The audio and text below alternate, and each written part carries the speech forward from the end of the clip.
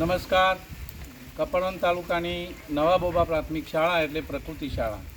અમારી શાળામાં પ્રકૃતિનું જતન એવો પ્રોજેક્ટ ચાલી રહ્યો છે.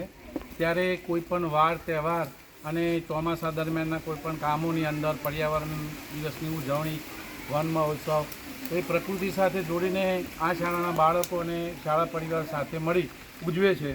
જેમ કે રક્ષાબંધન હોય તો વૃક્ષને રાખડી બાંધી અને વૃક્ષાબંધન, નવરાત્રિ હોય તો બાળકોને ફૂલછોડ આપી અને ગરબા ગાવાના.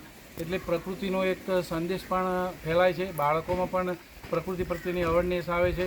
હવે આવતીકાલે જ્યારે ઉત્તરાયણ છે ત્યારે આજે અમારી પ્રાથમિક શાળામાં પતંગોત્સવની તૈયારીઓ ચાલી રહી છે.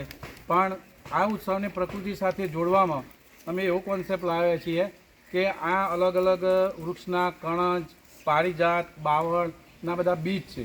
આ બીજને પતંગ સાથે ચોંટાડી અને બાળકો જે આ કામ કરે છે અને એ ચોંટાડીને પતંગ ઉત્સવ મનાવશું તો આનોથી એવું સિદ્ધ થશે કે જ્યાં પતંગ કપાય અને